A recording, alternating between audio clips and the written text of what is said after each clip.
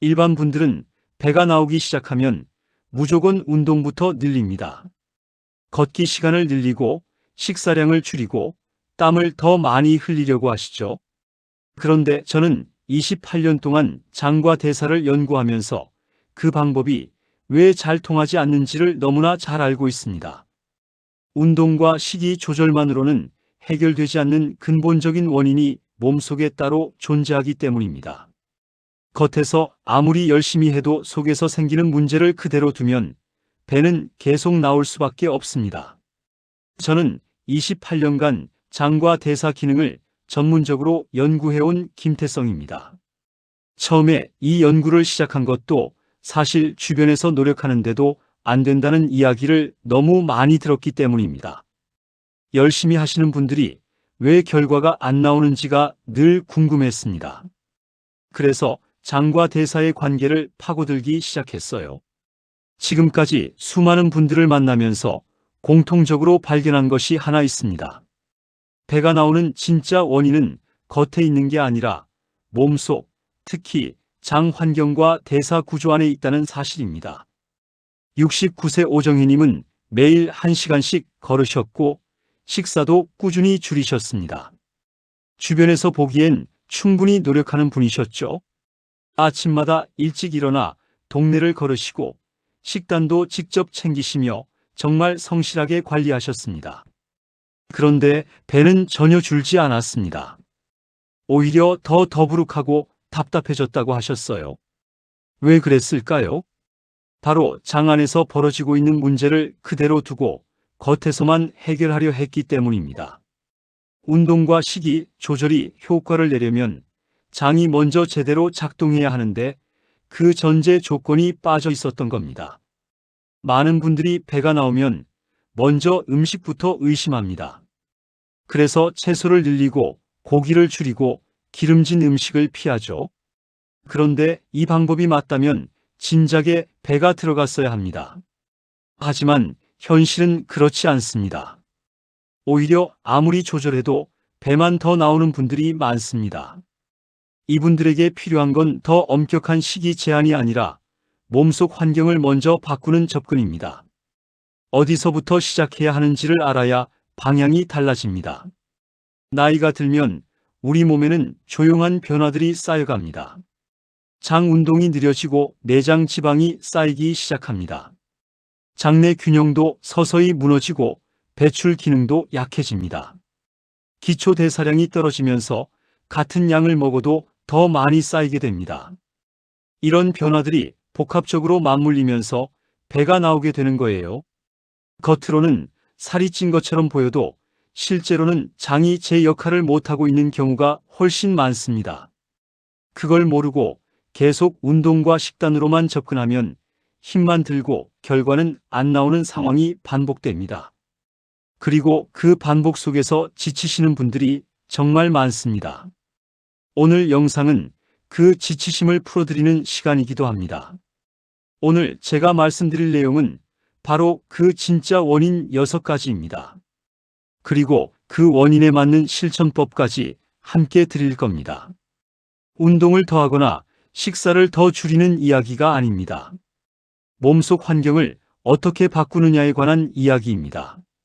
이 내용을 알고 나면 지금까지 해온 방법이 왜 잘 안 됐는지 분명하게 이해하실 수 있을 거예요. 그리고 앞으로 어떻게 접근해야 하는지 방향도 달라지실 겁니다. 지금까지 고생하셨던 게 부족해서가 아니라 방향이 달랐기 때문이었다는 걸 오늘 꼭 확인해 가시기 바랍니다. 제가 오늘 드릴 정보는 단순한 다이어트 이야기가 아닙니다. 나이 들면서 배가 나오는 현상을 몸의 구조적 변화와 연결지어 설명하는 내용입니다. 이걸 이해하시면 배를 줄이는 접근 자체가 달라집니다. 음식을 줄이는 게 아니라 장을 먼저 살리는 방향으로 관점이 바뀌게 되거든요. 오늘 이 영상을 끝까지 함께 해주시면 배가 나오는 이유와 그 해법을 동시에 가져가실 수 있습니다. 특히 마지막에 말씀드릴 단 하나의 실천법은 오늘 당장 내일 아침부터 시작하실 수 있는 것입니다. 절대 어렵지 않습니다. 그 변화가 오늘 여러분에게 일어나길 진심으로 바랍니다. 여러분은 지금 배를 줄이기 위해 어떤 방법을 쓰고 계신가요? 운동인지, 식단인지, 아니면 포기하고 계신 건지 댓글로 알려주시면 함께 이야기 나눠보겠습니다. 제 지인 중에 70세 이춘자님이 계셨습니다. 원래는 동네에서 누구보다 부지런하신 분이었어요. 새벽마다 동네 한 바퀴를 돌고 이웃들과 어울리며 늘 활기차게 사셨죠. 그런데 어느 순간부터 외출을 꺼리기 시작하셨어요. 가까운 마트도 안 가시려 하고 주변 분들의 연락에도 잘 나오지 않으셨습니다. 처음에는 단순히 피곤하신 건가 했는데 그게 아니었습니다. 이유를 여쭤봤더니 배 때문이라고 하셨어요. 배가 너무 불러서 입던 옷이 안 맞고 조금만 걸어도 숨이 차고 화장실 가는 것도 힘들어졌다는 겁니다. 그리고 이게 너무 창피하고 불편해서 사람 만나는 것 자체가 꺼려진다고 하셨어요. 밝고 활동적이던 분이 집에만 계시게 된 이유가 다름 아닌 배 때문이었던 겁니다. 이 이야기를 들었을 때 저는 마음이 많이 무거워졌습니다. 배 문제가 단순히 외모 문제가 아니라 삶의 질 전체를 바꿔버리고 있었으니까요. 식사는 오히려 더 신경 쓰고 계셨습니다. 채소 위주로 바꾸고 양도 줄이셨는데 이상하게 배만 점점 더 나오더라는 거예요. 건강하게 먹고 있다는 생각에 안심하셨는데 몸은 전혀 다른 반응을 보이고 있었던 겁니다. 심지어 채소를 더 드실수록 배가 더 불러오는 느낌이 든다고 하셨어요. 열심히 하는데 왜 이러는지 모르겠다며 많이 속상해 하셨습니다. 도대체 왜 이런 일이 벌어졌을까요? 이 이야기에는 정말 중요한 사실이 담겨 있습니다. 건강한 음식을 먹어도 장이 제대로 작동하지 않으면 아무 소용이 없다는 것입니다. 무엇을 먹느냐보다 장이 그것을 어떻게 처리하느냐가 훨씬 중요합니다. 이 원리를 모르고 계속 음식만 바꾸다 보면 결과는 달라지지 않습니다. 특히 채소 중심 식단이 모든 분께 다 맞는 건 아닙니다. 장이 약해진 상태에서 식이섬유가 많은 음식을 갑자기 늘리면 오히려 가스가 더 많이 생기고 배가 더 불러올 수 있습니다. 이춘자님이 겪으셨던 상황이 바로 이것이었습니다. 좋은 음식을 드시면서도 장이 그 음식을 제대로 처리하지 못했던 거예요. 그래서 음식을 바꾸는 것보다 장의 작동 방식을 먼저 바꾸는 게 우선입니다. 그러다 아주 작은 습관 하나를 바꾸셨습니다. 아침에 일어나서 가장 먼저 장을 깨우는 방식으로 시작하신 거예요. 먹는 것부터 바꾸는 게 아니라 몸이 깨어나는 방식 자체를 바꾸셨습니다. 특별한 음식도 비싼 건강식품도 아니었습니다. 그냥 아침 습관 하나였어요. 그 이후로 가장 먼저 달라진 건 화장실이 편해졌다는 점이었습니다. 그 다음부터 배의 팽창감이 줄고 몸이 점점 가벼워지셨어요. 외출도 조금씩 다시 하시기 시작했고 표정도 훨씬 밝아지셨습니다. 작은 습관 하나가 그분의 하루를 돌려놓은 겁니다. 오늘 이 영상에서 말씀드릴 내용은 이춘자님에게 일어난 변화가 왜 가능했는지, 그리고 그 변화를 여러분도 경험하시려면 어떻게 해야 하는지에 관한 것입니다. 이 영상을 끝까지 보지 않으시면 가장 중요한 실천법을 놓치게 됩니다. 마지막에 나오는 단 하나의 습관이 여러분의 배를 바꾸는 출발점이 될 수 있습니다. 그리고 그 방법은 정말로 지금 당장 오늘부터 시작하실 수 있습니다. 돈도 필요 없고 특별한 준비도 필요 없습니다. 다만 끝까지 들어주셔야 합니다. 혹시 아직 구독과 좋아요를 누르지 않으셨다면 지금 바로 눌러주세요. 이 채널은 여러분의 건강한 노년을 진심으로 응원합니다. 이런 중요한 정보를 더 많은 분들이 알 수 있도록 구독과 좋아요로 응원해 주시면 정말 큰 힘이 됩니다. 좋아요 하나가 이 영상을 더 많은 분들께 전달하는 데 큰 역할을 합니다. 주변에 배 때문에 고민하시는 분이 있다면 이 영상을 꼭 함께 나눠주세요. 가족 중에 이 문제로 힘들어하시는 분이 계신다면 영상 링크를 공유해 주시면 좋겠습니다. 건강에 관한 정보는 혼자만 알기에는 너무 아깝거든요. 함께 알고 함께 실천할 때 훨씬 더 큰 변화를 만들 수 있습니다.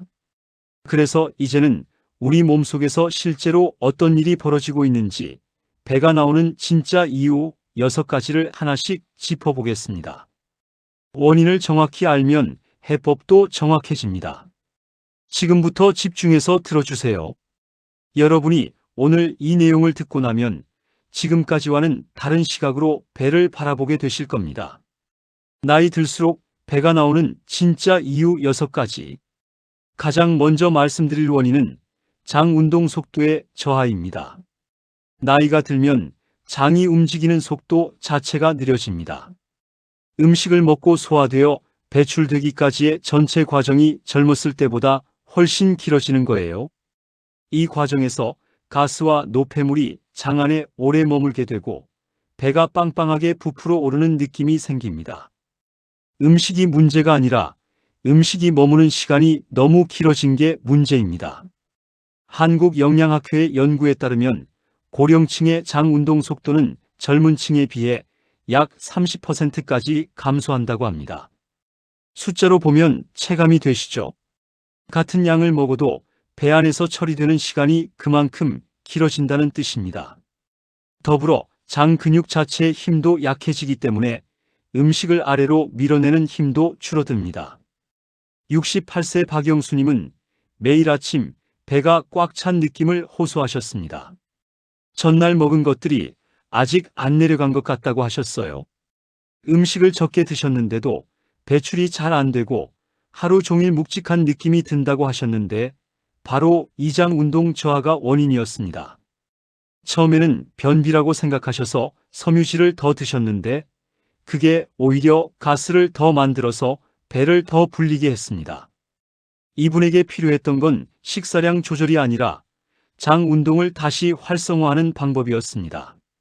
아침 공복에 장을 먼저 자극하는 습관을 만드는 것. 그게 가장 효과적인 출발점이 됩니다. 다만 갑자기 식이 구성을 크게 바꾸는 건 오히려 장에 부담을 줄 수 있으니 천천히 조정해 나가시는 게 좋습니다. 장에 좋다고 식이섬유를 한꺼번에 너무 많이 드시면 가스만 더 늘어날 수 있거든요. 요즘 식후에 배에 가스가 차는 느낌이 자주 있으신가요? 아침에 일어났을 때 배가 빵빵한 느낌이 드시나요? 그렇다면 이 원인이 여러분에게도 해당될 수 있습니다. 두 번째로 말씀드릴 원인은 내장 지방의 축적입니다. 많은 분들이 배에 지방이 쌓인다고 하면 피부 바로 아래의 지방을 떠올리십니다. 그런데 실제로 더 문제가 되는 건 장기 주변에 쌓이는 내장 지방입니다. 이 지방은 겉에서 보거나 만져봐도 잘 느껴지지 않아요. 그런데 장기 사이사이에 끼어들어서 소화 기능을 방해하고 배를 안에서 밀어내는 역할을 합니다. 내장 지방이 많아지면 염증 유발 물질도 같이 늘어나기 때문에 단순히 배가 나오는 문제를 넘어서 전신 건강에도 영향을 미치게 됩니다. 내장 지방은 피하 지방과 달리 호르몬 분비 기능도 갖고 있어서 한번 쌓이기 시작하면 악순환이 생기는 특성이 있습니다. 국민건강영양조사 결과를 보면 70대에서 복부 비만 비율이 뚜렷하게 증가하는 것을 확인할 수 있습니다. 72세 김성래님은 체중계 숫자는 그대로인데 허리둘레만 계속 늘어난다고 하셨어요. 살이 찐 게 아닌데 배만 나오는 게 이상하다고 하셨는데 그건 체중이 아니라 내장 지방이 문제였던 겁니다. 체지방의 위치가 바뀌면서 겉으로 느껴지는 지방은 줄고 배 안쪽에만 쌓이는 현상이 나이가 들면서 나타납니다. 체중계만 보고 관리하시면 이 변화를 놓치기 쉽습니다. 허리둘레를 함께 확인하시는 것이 더 정확한 방법입니다. 내장 지방은 식사량을 줄이는 것만으로는 쉽게 빠지지 않습니다. 장 환경을 먼저 개선해야 내장 지방도 서서히 줄어들기 시작합니다.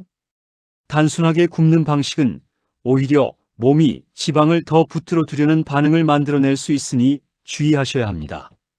체중은 그대로인데 배만 나오고 계신 분이 계신가요? 이 원인에 주목하셔야 합니다. 세 번째 원인은 장내 유해균의 증가입니다. 우리 장 안에는 수백 종류의 균들이 살고 있습니다. 그 균들 사이의 균형이 건강을 좌우하는데 나이가 들수록 이 균형이 무너지고 유해균이 점점 많아집니다. 유해균이 많아지면 소화 과정에서 가스와 독소를 더 많이 만들어냅니다. 그 결과로 배가 늘 더부룩하고 불편한 상태가 이어집니다. 단순히 배가 부른 게 아니라 독소가 혈류로 흡수되는 문제도 생기기 때문에 이 균형을 유지하는 것은 정말 중요합니다. 나이 외에도 항생제를 자주 드셨거나 스트레스가 많으셨거나 불규칙한 식사를 오래 하셨다면 장내 균 균형이 더 빨리 무너질 수 있습니다. 서울대학교 식품영양학과의 연구에서도 장내 균형과 복부비만 사이에 명확한 연관성이 있다는 점이 확인됐습니다. 71세 이명숙님은 식사를 마치면 어김없이 배가 부풀어 오르고 가스가 찼다고 하셨어요. 밥을 먹고 나면 금방 배가 불룩해지고 허리를 편하게 펴기도 어렵다고 하셨습니다. 먹는 음식을 아무리 바꿔봐도 그 불편함이 사라지지 않았습니다. 문제는 음식이 아니라 그 음식을 처리하는 장내 환경이었던 거예요. 자극적인 음식과 불규칙한 식사는 유해균이 자라기 좋은 환경을 만들고 반대로 발효식품이나 식이섬유를 꾸준히 섭취하면 유익균이 늘어나는 데 도움이 됩니다. 다만 발효식품도 개인에 따라 반응이 다를 수 있으니 내 몸의 반응을 살피면서 조금씩 늘려가시는 게 좋습니다. 식후에 속이 자주 더부룩하신 분이라면 이 부분을 꼭 체크해 보시기 바랍니다. 네 번째는 기초대사량의 감소입니다. 기초대사량이란 우리가 가만히 있어도 몸이 생명을 유지하기 위해 소비하는 에너지의 양입니다. 나이가 들수록 이 수치가 낮아집니다. 예전과 똑같이 먹어도 에너지 소비가 줄어드니 자연스럽게 남는 에너지가 지방으로 저장되는 겁니다. 이 변화는 어느 날 갑자기 오는 게 아니라 40대부터 서서히 진행됩니다. 매년 0.5%에서 1% 정도씩 대사 기능이 떨어지다가 60대, 70대가 되면 그 차이가 눈에 띄게 나타나는 거예요. 20대, 30대에 먹던 양을 그대로 드시면 이미 몸에 쌓이는 속도가 그 시절과 달라져 있다는 점을 반드시 기억하셔야 합니다. 대한노인의학회에서도 노화에 따른 기초대사량 감소가 복부비만의 주요 원인 중 하나임을 발표한 바 있습니다. 70세 최영호님은 30년 가까이 똑같은 식사를 해오셨는데 어느 순간부터 살이 찌기 시작했다고 하셨습니다. 특별히 더 드신 것도 없고 활동량이 크게 준 것도 아닌데 배가 나오기 시작했다는 거예요. 이건 의지나 습관의 문제가 아닙니다. 몸의 구조가 바뀐 겁니다. 그래서 이 시기에 필요한 건 더 적게 먹는 게 아니라 소비 효율을 높이는 접근입니다.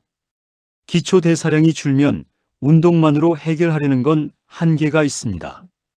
근육 유지와 장 건강을 함께 관리해야 이 문제에 실질적으로 대응할 수 있습니다. 근육이 있어야 기초 대사량이 유지되고 장이 제대로 작동해야 영양 흡수도 정상적으로 이루어지기 때문입니다. 두 가지가 함께 가야 한다는 뜻입니다. 예전보다 같은 양을 드셔도 더 쉽게 살이 찌신다면 이 원인을 눈여겨보세요. 다섯 번째 원인은 배출 기능의 저하입니다. 아무리 좋은 것을 몸에 넣어도 나가는 것이 막히면 몸 안에 계속 쌓이게 됩니다. 배변이 원활하지 않으면 노폐물이 장 안에 오래 머물고 그 상태에서 독소가 다시 흡수되고 배가 불러오는 악순환이 시작됩니다. 배출 기능이 약해지면 배 자체가 부풀어 오르고 피부색이 칙칙해지거나 피로감이 만성적으로 이어지는 증상도 함께 나타날 수 있습니다.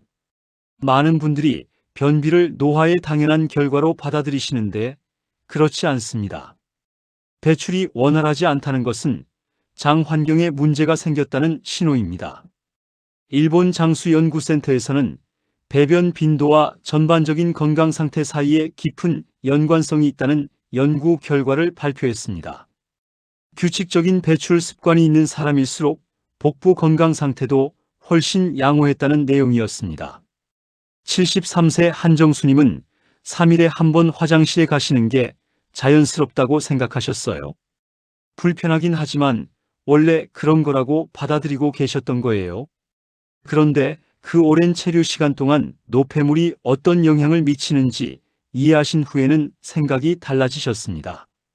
3일치 노폐물이 장 안에 쌓여 있으면 그게 배를 눌러 부풀게 하고 독소는 다시 흡수되는 악순환이 생깁니다. 매일 같은 시간에 배출하는 습관을 만드는 것이 중요합니다. 아침 식후 10분에서 15분 사이에 화장실에 앉는 루틴을 만드시면 몸이 그 시간에 맞게 리듬을 잡기 시작합니다. 단, 억지로 힘을 주는 방식은 오히려 장에 무리를 주고 상태를 악화시킬 수 있습니다. 몸이 자연스럽게 신호를 보낼 수 있도록 리듬을 만들어주는 접근이 필요합니다. 화장실이 불편하시거나 며칠에 한 번씩 가시는 분이라면 이 부분부터 점검해 보세요. 6번째 원인은 내 몸에 맞지 않는 잘못된 건강 습관입니다. 건강에 좋다는 음식이나 방법이라고 해서 모든 사람에게 똑같이 효과가 있는 건 아닙니다. 사람마다 소화 능력과 장 환경이 다르기 때문입니다. 같은 음식도 어떤 분에게는 장을 편안하게 해주고 어떤 분에게는 오히려 불편함을 만듭니다. 이 차이를 무시하고 유명한 건강 방법을 따라가다 보면 내 몸이 보내는 신호를 놓치게 됩니다. 특히 SNS나 지인에게서 건강 정보를 얻어서 바로 적용하시는 분들이 많으신데 그 정보가 나쁜 게 아니라 내 몸 상태와 맞지 않을 수 있다는 점을 항상 염두에 두셔야 합니다. 한국식생활연구원의 연구에서도 같은 음식이라도 개인마다 소화 반응과 대사 속도에 상당한 차이가 있다는 점이 확인됐습니다. 69세 오정혜님은 주변에서 좋다는 건강식을 빠짐없이 챙기셨습니다. 채소 주스, 발효식품, 식이섬유 보충제까지 모두 챙기셨는데 복부 상태는 오히려 더 악화됐습니다. 본인 몸에 맞지 않는 방식이 오히려 장에 부담을 주고 있었던 거예요. 발효식품이 맞지 않는 분에게는 발효식품이 독이 될 수도 있습니다. 특히 장이 예민한 분들은 시중에 나온 건강 유행을 따라 하다가 오히려 더 불편해지는 경우가 많습니다. 남들에게 좋다는 방법을 무조건 따라 하다 보면 내 몸이 보내는 신호를 놓치게 됩니다. 내 몸이 어떻게 반응하는지를 살피면서 조금씩 맞춰가는 접근이 훨씬 현명합니다. 먹고 나서 불편함이 생기면 그 음식이 지금 내 몸에 맞지 않는다는 신호로 받아들이셔야 합니다. 지금 하고 계신 방법이 효과가 없거나 오히려 불편함이 늘었다면 방향을 바꿔야 할 때입니다. 이렇게 6가지 원인을 살펴보셨습니다. 이 원인들은 따로따로 작용하는 게 아니라 서로 얽혀 있습니다. 장 운동이 느려지면 노폐물이 쌓이고 노폐물이 쌓이면 유해균이 늘어나고 유해균이 늘어나면 기초대사량에도 영향을 주는 식으로 연결됩니다. 이 악순환이 한 번 자리 잡으면 어떤 하나만 해결해서는 근본적인 변화가 잘 일어나지 않습니다. 그래서 단순히 식사를 줄이거나 운동을 더하는 것만으로는 한계가 오는 거예요. 전체 흐름을 이해하고 가장 밑바닥부터, 즉 장 환경부터 바꿔가는 접근이 필요합니다. 이 원인들을 알고 나면 지금까지 해온 방법이 왜 잘 안 됐는지 이해가 되실 겁니다. 그리고 이제부터 어디서부터 시작해야 하는지 방향도 명확해지실 거예요. 원인을 제대로 알아야 해법도 제대로 찾을 수 있습니다. 오늘 들으신 이 6가지를 꼭 기억해 두세요. 그래서 이제는 실제로 어떻게 바꿔야 하는지 구체적인 실천법을 말씀드리겠습니다. 내장 지방과 복부 팽만을 줄이는 생활 속 실천법. 가장 먼저 실천하실 수 있는 방법은 아침 공복에 장을 깨우는 습관입니다. 잠에서 깨어난 직후는 몸이 가장 빠르게 반응하는 시간대입니다. 이 시간에 장을 먼저 자극해주면 하루 전체의 소화와 배출 흐름이 달라집니다. 아침 공복 상태는 흡수와 반응이 가장 민감한 시간이기 때문에 이 타이밍을 잘 활용하는 것만으로도 큰 차이가 생깁니다. 밤새 오래 움직이지 않은 장을 부드럽게 깨워주는 것이 하루의 소화 리듬을 여는 중요한 열쇠입니다. 구체적인 방법으로는 먼저 미지근한 물 한 컵을 천천히 마시는 겁니다. 차가운 물은 장에 충격을 줄 수 있으니 반드시 체온과 비슷한 미지근한 온도로 드세요. 레몬 한 조각을 살짝 짜 넣으시면 장 자극 효과가 조금 더 높아집니다. 그리고 배꼽 주변을 시계 방향으로 부드럽게 마사지해 주시면 장 운동을 자연스럽게 자극할 수 있습니다. 손바닥 전체를 배에 얹고 배꼽을 중심으로 원을 그리듯 10회에서 15회 정도 천천히 문질러 주시는 거예요. 이 두 가지를 아침에 일어나자마자 습관으로 만드시는 거예요. 65세 황명숙님은 이 습관을 시작한 지 2주 만에 아침 화장실이 편해졌다고 하셨어요. 하루가 훨씬 가볍게 시작된다고 느끼셨다고 합니다. 특별한 도구도 필요 없고 비용도 없습니다. 너무 강한 자극은 오히려 장을 예민하게 만들 수 있으니 부드럽게 꾸준히 하시는 게 핵심입니다. 아침에 일어나서 가장 먼저 무엇을 하시나요? 이 작은 습관 하나를 먼저 자리 잡히게 해보세요. 두 번째 실천법은 장이 부드럽게 움직일 수 있는 윤활 환경을 만들어주는 것입니다. 장도 기계처럼 윤활이 필요합니다. 수분만으로는 부족할 때가 있어요. 이때 도움이 되는 것이 좋은 지방입니다. 들기름이나 올리브유 같은 불포화 지방을 식사에 소량 곁들여 드시면 장 점막을 부드럽게 하고 배출을 훨씬 수월하게 해줍니다.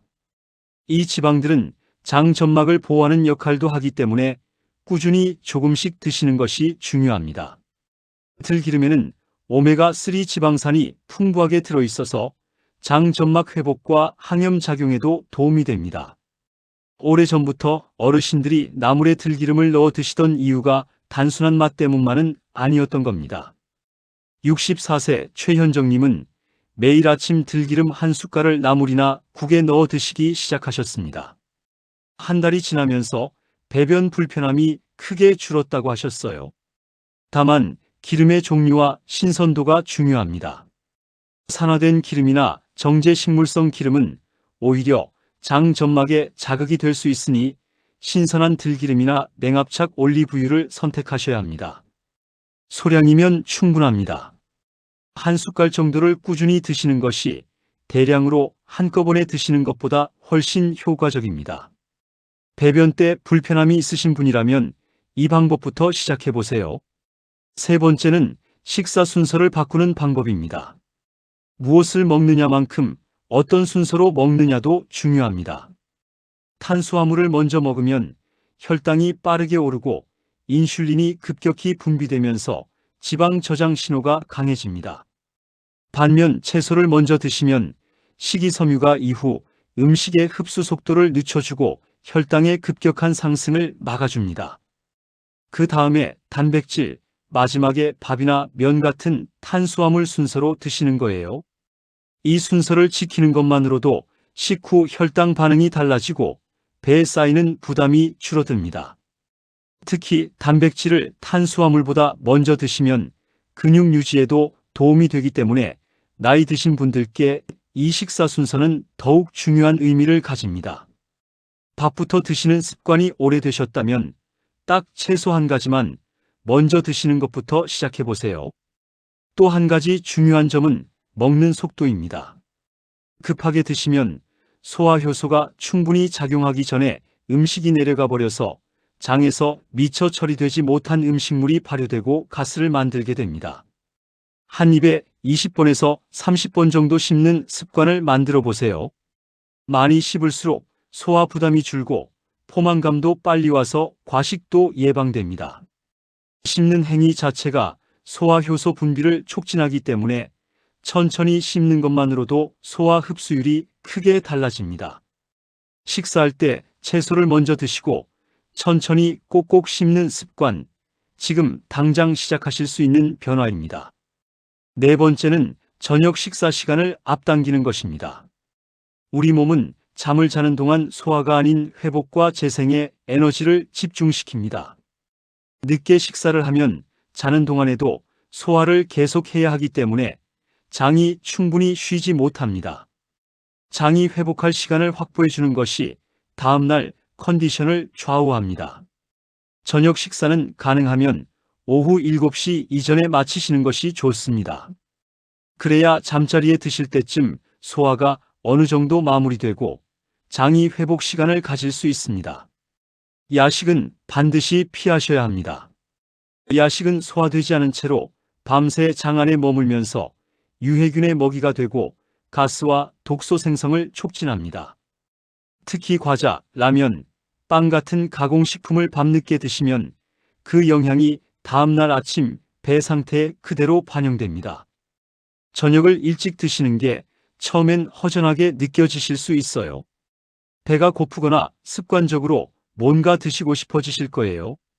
하지만 미지근한 보리차나 따뜻한 허브차로 대신하시면서 일주일만 실천해 보시면 아침에 일어나는 느낌이 달라졌다는 걸 직접 경험하실 수 있을 겁니다. 저녁을 일찍 마치는 것만으로도 아침 화장실이 훨씬 편해지고 배 상태도 가벼워지는 분들이 많습니다. 저녁에 늦게 드시는 편이신가요? 오늘부터 저녁 마치는 시간을 30분만 앞당겨 보세요. 5번째는 식후 가벼운 움직임의 습관입니다. 식사 직후 바로 앉거나 눕게 되면 소화 속도가 느려지고 지방이 축적되기 쉬운 상태가 됩니다. 반대로 식후에 가볍게 움직여주면 장 운동을 촉진하고 혈당 처리도 빨라집니다. 격렬한 운동을 말씀드리는 게 아닙니다. 식사 후 10분에서 15분 정도 가볍게 걷는 것만으로도 충분합니다. 천천히 동네 한 바퀴 아니면 집 안에서 왔다 갔다 하는 것도 됩니다. 비가 오거나 밖에 나가기 어려운 날에는 제자리에서 천천히 걷기를 하셔도 효과가 있습니다. 이 작은 움직임이 식후 혈당 스파이크를 줄이고 장이 음식을 아래로 내려보내는데 도움을 줍니다. 일본 의학 연구에서도 식후 10분 걷기가 혈당 관리와 복부 지방 감소에 효과적이라는 결과가 나온 바 있습니다. 식후 바로 TV 앞에 앉거나 소파에 누우시는 분이라면 딱 10분만 먼저 걸어보세요. 그 10분이 장의 흐름을 완전히 다르게 만들 수 있습니다. 처음에는 귀찮게 느껴지실 수 있어요. 그런데 한번 습관이 되면 오히려 걷지 않으면 더 불편하게 느껴지실 정도로 몸이 바뀝니다. 어르신들이 밥 먹고 나서 잠깐 바람 쐬러 나가시던 그 습관이 사실은 장에 가장 좋은 방법이었던 겁니다. 식사 후 바로 앉아 계시는 편인가요? 지금부터 딱 10분 이것만 바꿔보세요. 이렇게 5가지 실천법을 꾸준히 쌓아가시면 몸은 반드시 반응하기 시작합니다. 하루아침에 바뀌지 않아도 괜찮습니다. 방향이 맞으면 결과는 따라옵니다. 여기에 한 가지 더 말씀드리고 싶은 것이 있습니다. 바로 수면과 스트레스 관리입니다. 잠을 충분히 자지 못하면 스트레스 호르몬이 올라가고 그 호르몬은 배 쪽에 지방이 쌓이도록 유도합니다. 실제로 수면 시간이 짧은 분들일수록 복부 비만 비율이 높다는 연구 결과가 여러 차례 나온 바 있습니다. 밤 11시 이전에 잠자리에 드시고 7시간 이상 주무시는 것을 목표로 해보세요.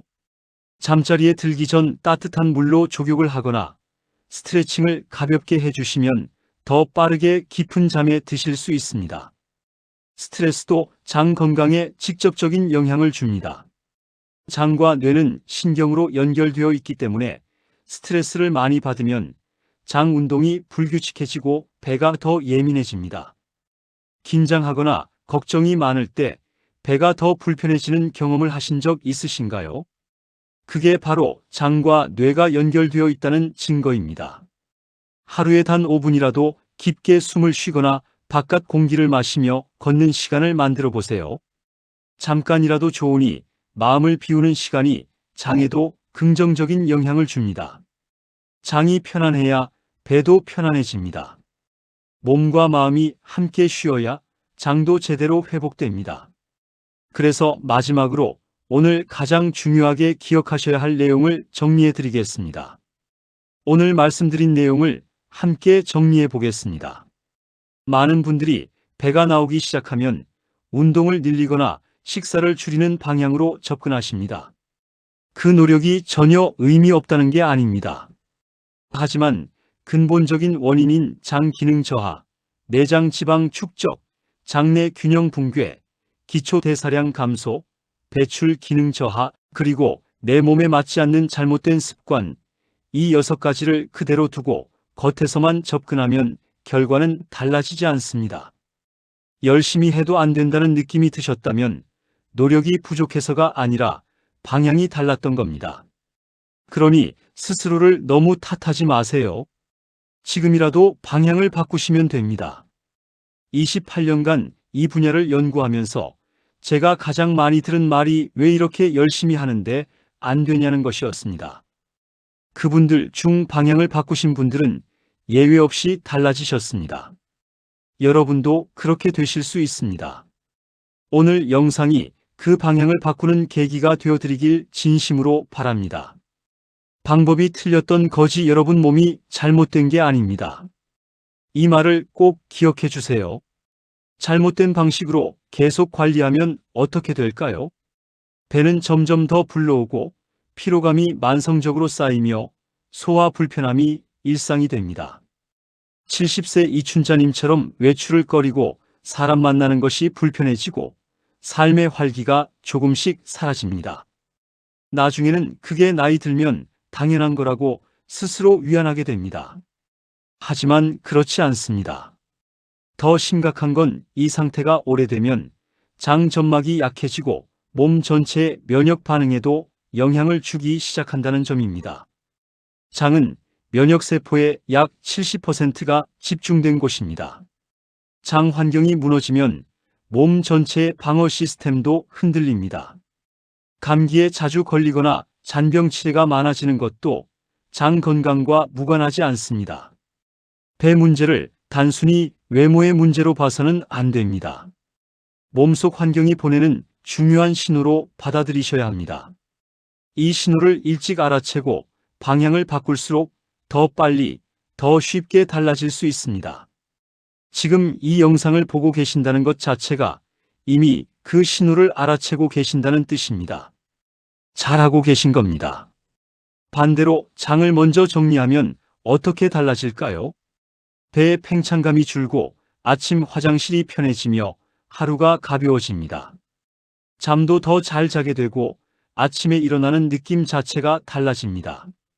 피부가 맑아지고 얼굴빛도 환해지는 경험을 하시는 분들도 많습니다. 이춘자님은 배가 편해진 후 다시 동네 산책을 시작하셨고 이웃들에게 오히려 요즘 젊어 보인다는 말을 들으셨습니다. 그 말 한마디가 얼마나 큰 힘이 됐는지 모른다고 하셨어요. 삶의 활기가 돌아오면 모든 게 달라집니다. 몸이 제대로 흡수하고 제대로 배출하기 시작하면 지방이 쌓이는 속도도 줄어들고 에너지도 훨씬 잘 생깁니다. 운동의 효과도 그때서야 제대로 나타나기 시작합니다. 오정혜님은 장을 먼저 정리하신 이후에 똑같이 걸으셨는데 예전에는 효과가 없던 그 걷기가 비로소 몸에 반응을 보이기 시작했다고 하셨습니다. 장이 바탕이 되어야 모든 건강 관리가 의미를 갖게 됩니다. 잘 먹어도 장이 받아들이지 못하면 소용이 없고 운동을 해도 노폐물이 쌓여 있으면 효율이 떨어집니다. 장이 먼저입니다. 그 순서를 바로잡는 것이 오늘 제가 드리고 싶은 가장 중요한 메시지입니다. 오늘 말씀드린 실천법들을 모두 당장 시작하려고 하시지 않아도 됩니다. 처음부터 5가지를 한꺼번에 바꾸려 하면 오히려 지치기 쉽습니다. 몸에 맞는 변화는 천천히 들어와야 오래갑니다. 그래서 단 하나만 먼저 시작하시는 겁니다. 그래서 오늘 딱 한 가지만 실천해 보세요. 내일 아침에 일어나시면 가장 먼저 미지근한 물 한 컵을 천천히 드세요. 아무것도 먹기 전에, 심지어 세수를 하기 전에 물 한 컵부터입니다. 장을 먼저 깨워주는 겁니다. 그게 전부입니다. 비용도 없고 시간도 1분이면 충분합니다. 그 한 컵이 밤새 잠자고 있던 장의 흐름을 열어주고 하루의 배출 리듬을 만들어줍니다. 장에게 오늘도 일어나 움직이라고 알려주는 신호인 셈입니다. 오늘 밤 자리에 들기 전에 내일 아침 물 한 컵을 머릿속에 그려보세요. 침대 옆에 물을 미리 준비해 두셔도 좋습니다. 텀블러 하나를 머리맡에 놓아두시면 아침에 눈을 떴을 때 자연스럽게 손이 가게 됩니다. 그 하나부터 시작하시는 겁니다. 어렵지 않습니다. 정말로 딱 하나입니다. 아침에 눈 뜨시면 스마트폰보다 먼저, 화장실보다 먼저 물 한 컵을 집어 드세요. 이 한 가지 선택이 여러분의 장을 깨우고 하루를 바꾸고 결국 배를 바꿉니다. 그 선택이 여러분의 하루를 조금씩 바꿔갑니다. 이 작은 습관 하나가 자리를 잡으면 그 다음은 자연스럽게 따라옵니다. 오늘 말씀드린 5가지 실천법도 하나씩 더해 가실 수 있게 됩니다. 처음부터 완벽하게 하려고 하지 마세요. 하나씩 꾸준히, 그게 진짜 변화를 만드는 방식입니다. 물 한 컵이 익숙해지면 그 다음엔 식사 순서를 바꿔보시고 그 다음엔 저녁 식사 시간을 조금 앞당겨 보세요. 이렇게 하나씩 쌓이면 한 달 뒤, 2달 뒤 몸의 느낌이 달라지기 시작합니다. 처음엔 작은 변화처럼 느껴지실 수 있어요. 그런데 그 작은 변화들이 모이면 3개월 뒤에는 전혀 다른 몸을 경험하게 되십니다. 이춘자님이 작은 습관 하나로 달라지셨던 것처럼 박영수님이, 최영호님이, 한정수님이 모두 작은 시작에서 달라지셨던 것처럼 여러분도 분명히 달라지실 수 있습니다. 의심하지 마세요. 변화는 거창한 곳에서 시작하지 않습니다. 내일 아침 물 한 컵, 그 작은 자리에서 시작합니다. 저는 여러분의 그 변화를 진심으로 응원합니다. 할 수 있습니다. 오늘 영상을 보시면서 여러분의 배 상태가 어떠신지, 오늘 말씀드린 6가지 원인 중에서 내가 해당되는 것 같다 싶은 게 있으신지 댓글로 남겨주세요. 아니면 단순히 오늘 영상이 도움이 됐다는 말씀 한마디도 정말 큰 힘이 됩니다. 내일 아침에 물 한 컵 마셨다고 댓글 남겨주시는 분들도 늘 반갑습니다. 여러분의 실천이 이 채널을 살아있게 합니다. 여러분 한 분 한 분의 변화가 저에게도 큰 힘이 됩니다. 여러분의 댓글 하나하나가 다음 영상의 주제가 되고 이 채널을 함께 만들어가는 힘이 됩니다. 기다리겠습니다.